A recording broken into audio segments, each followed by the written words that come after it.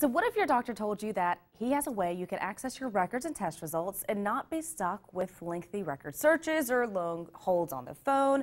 Would you like that? I know I definitely would. So here to tell us about a system being introduced into the area by Erlanger is Dr. Steve Adams. Thanks for joining us. Oh, thank you. Okay, so tell me a little bit more about the MyChart portal, like you were saying, and what it's here to help us with. MyChart is a web portal for patients that allows them to access their medical records, get their test results, communicate with the clinicians that they're seeing or the nursing team, request med refills, and lots of other things that are really useful. So this is really helping cut down on that having to call into the office, maybe leave a message, or have to be on hold for a while. Right. It's going to make it much easier for the patient, but I have a feeling it's going to help the receptionist team out a little bit too. Absolutely. That's one of the problems is if nobody likes to be on hold, it's inconvenient, you don't know when, and waiting on a phone call back, nobody wants to do that. So you can put your message in and the team will go through it and reply to you, or if it's something that needs a phone call, then they'll call. But most of the time it can be handled through the portal. That's awesome. So as a doctor, as a medical provider, how exciting is this for you, and what are you looking forward to with it? Well, I'm a family physician, so I do primary care. And one of the things I really like about this is the ability to manage people with complex medical problems. People that are homebound or people that can't get out of the home very often can message us through the portal, can get their med refills that way.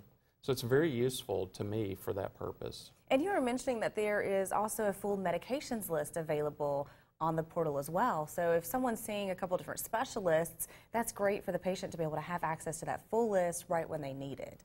Right, and that's a patient safety thing. So in our electronic health record, there are cross-checks. So if I try to prescribe a medication that might harm you because of another medicine you're taking, it'll pop up a box in my face and say, do you really want to do that? Wow, that's awesome. So a patient, if they look at their med list and say, hey, you know, I'm missing something that my oncologist gave me, or I'm seeing at Vanderbilt and they don't have this information, they can correct it and it sends back to us to fix. So what other safeguards are in place? A lot of people get a little skeptical about their private information being, you know, online or that type of thing. There are safeguards in place to keep this a very secure portal, though, correct? That's correct. The company that provides this service, 50% of the U.S. population has at least one element of their medical records in a system run by this company. They've been in business since 1979. They're a $2 billion company. So it's not like somebody, you know, wrote it at home with a couple college students.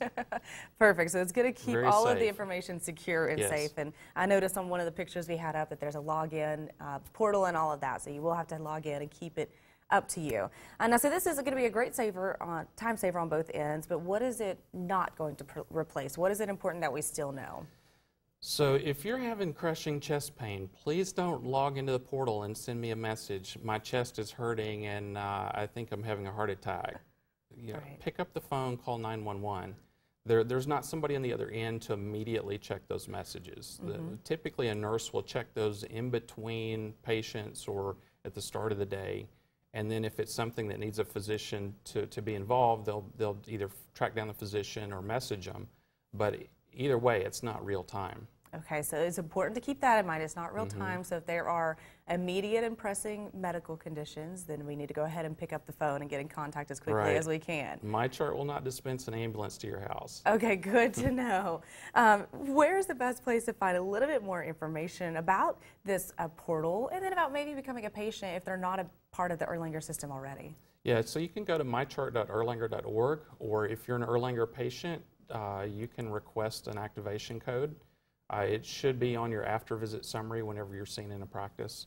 If not, you can call and talk to a receptionist. But go to the website first, check it out. And what was the website one more time? mychart.erlanger.org. Okay, so if someone is interested in learning more about this application, then go to that website, and I bet there's a link on there to help us figure out who we would need to contact to schedule an appointment with somebody to be a new patient, right? Absolutely. All right. Well, Dr. Adams, thanks so much for joining us and telling us about this new portal.